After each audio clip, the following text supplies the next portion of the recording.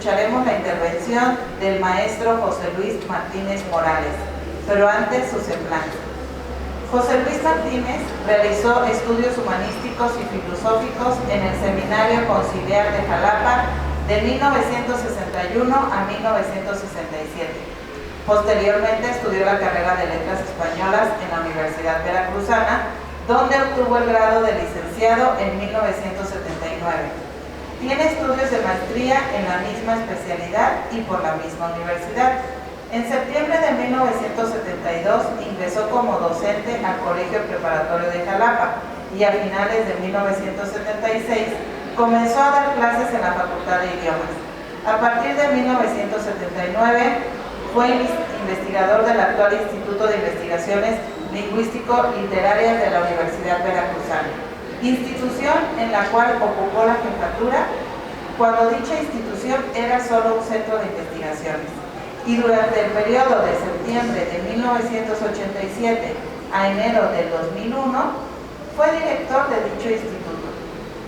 Como investigador ha publicado diversos ensayos sobre literatura latinoamericana en diversas revistas especializadas, participado como ponente en congresos literarios nacionales e internacionales, prologado algunas obras, ponente en congresos literarios y coordinado también compilando otros más.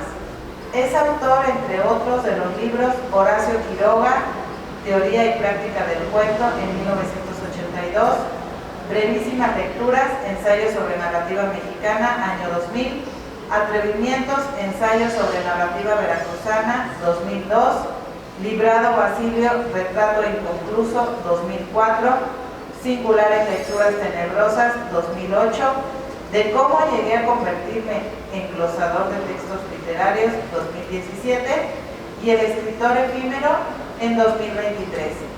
Por su labor académica, en el año del 2010, recibe el premio al decano de la Universidad Veracruzana.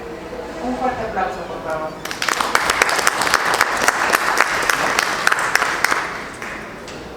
Bueno, a diferencia del maestro Miguel,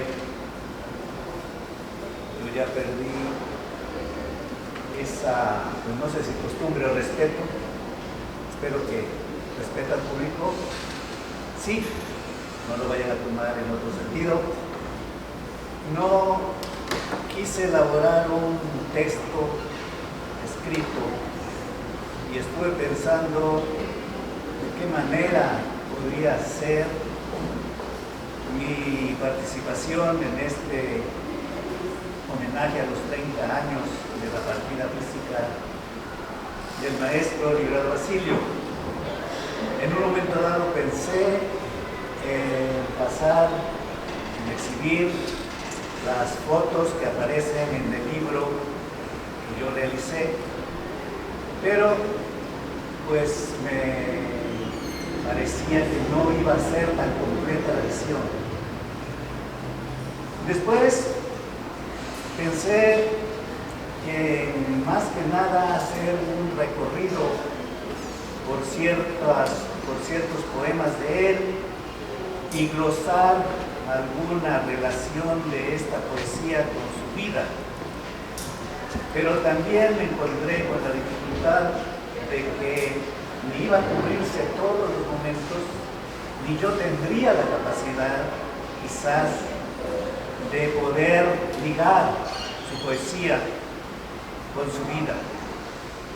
Entonces, pues decidí y en ese sentido confieso cierta irresponsabilidad de decir, bueno, pues vayamos al campo de batalla, improvisemos a ver qué es lo que podemos decir. Y lo primero que se me ocurrió es sí leer un poema que cada vez a mí me agrada más y más, y ahora explicaré por qué. Como reina camina, seguida de sus pollos, la gallina. Sus alas peina ufana, sin notar que la veo de mi ventana. Goza del cielo azul y del oro del sol que cae a pico. Es la dueña del mundo. Se baña, Cloa convoca a sus polluelos. Vive el calor, la luz, el aire. Ignora los anhelos del ínfimo mortal y su donaire. Alza un himno de amor y de esperanza. Los ojos son umbral en que se alcanza el divino sabor del universo. El minuto no acosa y todo lo disperso al corazón asido se domina, acallando el dolor del alma ansiosa. Se expulga, Cloa, sus alas bate la gallina, reina del mundo, ignora que se aferra el espíritu a la hora. ¿Por qué me encanta y me gusta y me enamora cada vez más este poema? Porque para mí representa no solo el espíritu del poeta Librado Basilio, sino refleja el espíritu del hombre, del ser humano Librado Basilio. Es un poema que cuando uno lo lee, uno piensa que escribir así es tan fácil, tan sencillo, que todo el mundo podría hacerlo. Y ya sabemos que lo más difícil es escribir en apariencia fácil. Lo más difícil es escribir con esa sencillez que solo los clásicos, y en especial los bucólicos como Virgilio y luego Fray Luis de León, pudieron hacer en algunos de sus poemas. Y eso es lo que tiene la poesía en general de Librado Basilio, y eso es lo que representa también su vida. Una vida que siempre optó por el centro, que siempre estaba semi-escondido en la sociedad, que trabajó entre este mundo seglar y este otro mundo que él nunca abandonó, el mundo religioso simbolizado por el seminario. Efectivamente, como Miguel se pregunta, yo creo que todos los que nos conocimos y sobre todo los que estuvimos en el seminario, siempre nos preguntamos por qué entró y por qué se salió del seminario. Y bueno, pues cada quien tendrá una respuesta, porque la respuesta verdadera él nunca la quiso dar. Por más que uno quisiera acorralarlo, siempre él eludía esa respuesta. Yo tengo una hipótesis. Mi hipótesis es que, siendo en ese entonces él un niño ya precoz, es una inteligencia privilegiada, de una memoria privilegiada, sus deseos de destacar, de ser alguien, pues encontraron en este pueblo tan religioso el único camino, o el camino entonces más viable, que no solo para él, sino para muchos hombres que serían ilustres y otros que no lo serían tanto, de todas maneras. Él encontró en el seminario, en el irse a estudiar al seminario, ese camino que en esta época obviamente hubiera representado un camino más, y que probablemente no sabemos si un carácter como él hubiera optado. Lo que creo yo es que supo aprovechar esta estancia, que además muy pronto fue un caso totalmente insólito. Dicen que todavía existe una foto allá en Roma, en el colegio donde estudió latino, en donde se registra a él como el alumno más pequeño de toda la historia de esta institución eclesiástica. Y no solo como el alumno más pequeño, sino como el alumno más grande en inteligencia, en memoria y en todo. Entonces, ¿cómo teniendo él frente a en esa situación, teniendo un largo camino por recorrer y se le auguraba un gran éxito, ¿por qué decidió salir? Pues creo yo que porque eso no era su vocación, le sirvió de un vehículo y lo supo aprovechar, pero además, otra cosa, que él estaba consciente de que él tenía que agradecer durante toda su vida esa oportunidad que la Iglesia, por medio de algunos sacerdotes, le habían dado. Y eso es lo que complementa esa otra vocación, que justamente si llegó a jubilarse como académico de la universidad y de enseñanza media, jamás se quiso jubilar, por así decirlo, de maestro de seminario. Como todos saben, él permaneció hasta su enfermedad, que ya no pudo asistir, siempre en contacto con el seminario. Y creo yo que aquí es otra cosa que determina también su carácter, su espíritu, de cómo lograr llevar esa vida, decíamos, no doble vida, obviamente, sino esa vida en conjunto de la vida secular junto con la vida religiosa.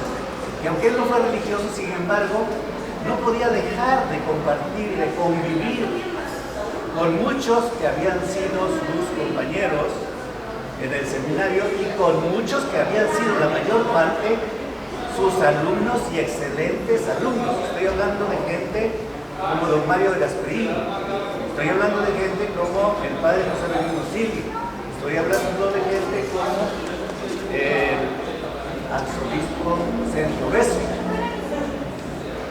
Y ya no menciono al padre Luis Castillo y no menciono a muchos más, porque fueron infinitos los que le agradecían y siempre estuvieron conviviendo con él. De tal manera que él en su casa llevaba su vida familiar, por otro lado llevaba su vida secular, en el caso de la prepa y de la universidad, y por otro lado llevaba su vida casi de clausura, digamos, en el seminario. Y él ahí convivía, y él ahí se expresaba en el idioma latino con muchos de los sacerdotes, algunos que habían sido sus compañeros y otros que habían sido sus discípulos. Más de una ocasión me tocó escuchar, sin entender obviamente nada, escuchar esas conversaciones que en los pasillos, como filósofos peripatéticos, ¿verdad?, tenían esas conversaciones en latín. Y hablando de la memoria que decía Miguel, bueno, yo creo que la memoria la tomamos en el sentido de retención, y la memoria como retención era un privilegio en el caso del Estado brasileño, pero también la memoria como recuperación de muchos acontecimientos y recuperación y de interpretación de muchas cosas. Y a mí me llamaba la atención cómo esas citas, no solo en latín, en griego, en francés, en italiano, que él se sabía poemas completos. Eso también, yo nunca he sido aficionado al fútbol. Él era uno de los aficionados al fútbol, como creo que es hijo, y muchos de sus amigos y de sus discípulos, pero en alguna ocasión yo me sorprendí escuchándolo con otros, sí, muy conocedores de fútbol, hablando no de los partidos, no de los equipos, sino hablando de la historia de jugadores europeos, de equipos europeos, y detallando de X futbolista que en tal campeonato de tal año había metido tal gol a tantos minutos de partido. Era una cosa de veras sorprendente. Cuando el licenciado murió, cuando yo me enteré, lo primero que me pregunté, esta es la condición humana. Esforzarse, aprender, casi ser como él era una especie de enciclopedia viviente de todo, para de pronto acabar. Pero no, como dice muy bien Miguel, él sigue viviendo en el recuerdo de nosotros, los que lo conocimos, los que lo apreciamos, sigue viviendo en su obra, que él sacrificó, hay que decirlo, y él estaba consciente por entregarse a esa obra humana de la formación, que también se discute mucho, porque yo sé que los que lo apreciamos, lo respetamos, lo veneramos, pero también sé que hubo algunos compañeros que no lo tenían por santo de su devoción, por muchas razones, ¿no? Pero bueno, pues fue un ser humano y en ese sentido, pues cosas como ese humor tan incisivo que a veces tenía, pues no le caía muy bien a todos. Yo a veces me pregunto qué pasaría si él hubiera estado, le hubiera tocado vivir esta época, si hubiera tenido que contener de decir muchas cosas.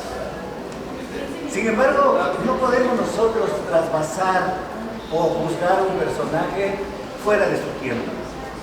Y él, también yo lo dije, lo pensé y lo escribí, cuando él murió lo dije, no sé si a algunos les parezca exagerado, pero dije, se fue el último humanista mexicano. La verdad, no voy a negar un Rubén Bonifaz Nuño, por ejemplo, no voy a negar a otras gentes, pero creo yo que el licenciado Basilio los superaba a ellos, si no en obra, porque insisto que de alguna manera él sacrificó su obra poética, su obra de escritor, en bien de su obra de formación humanista. Mucho se ha dicho también entre compañeros que más que reconocerlo como un maestro en el aula, que sí era desde luego un buen maestro, pero que lo reconocíamos más como un maestro peripatético, como un maestro en la conversación. Era de esos maestros que ya no existen, son muy raros, que uno les aprende más en la plática después de la clase, que uno le aprende más frente a una taza de café, incluso cosas de esa sencillez y de esa vida semioculta de él, que le llamaba a uno la atención y que me llamó la atención muy tardíamente, cómo era también aficionado de vez en cuando a fumarse algún cigarrillo. Pero hasta en eso tenía su manera muy discreta de hacerlo.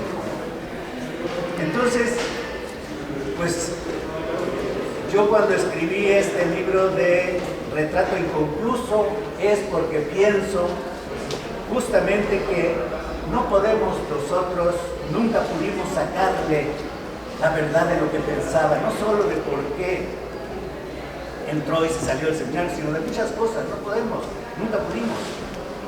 A mí me hizo una muy buena jugada, que ahí la cuento, ¿verdad?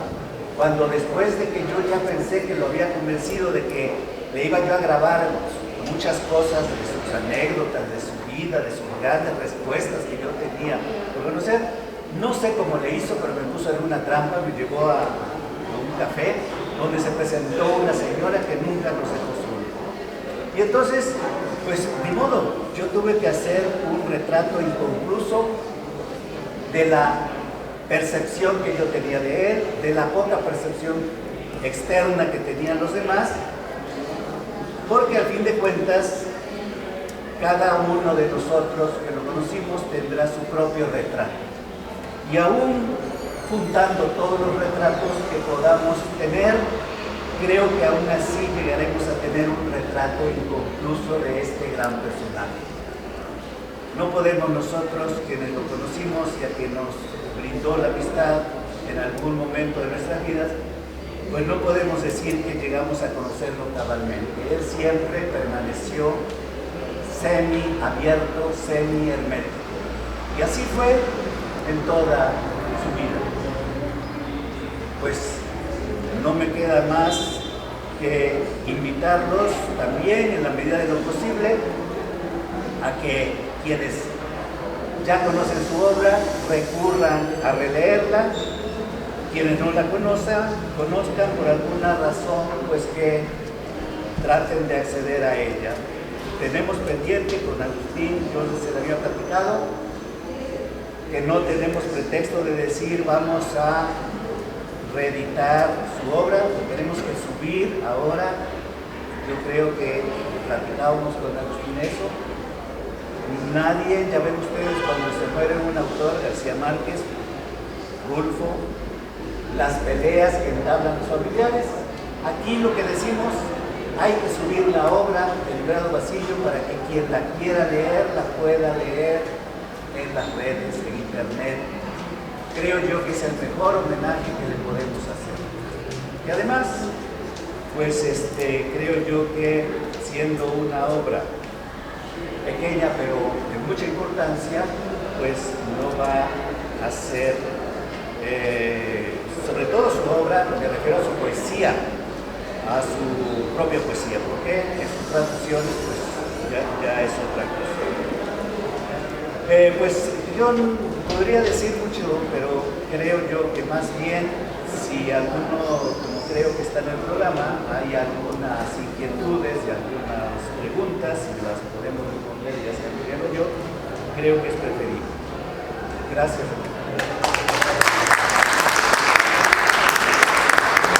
Queremos expresar nuestro más profundo agradecimiento al maestro José Luis Martínez por su valiosa intervención, donde nos platica cómo el maestro estuvo siempre muy ameno en sus pláticas y además nos invita a conocer su obra poética. Y es así como, para concluir nuestro evento, abrimos la sesión para las preguntas y respuestas. Invitamos al público a compartir sus inquietudes y comentarios.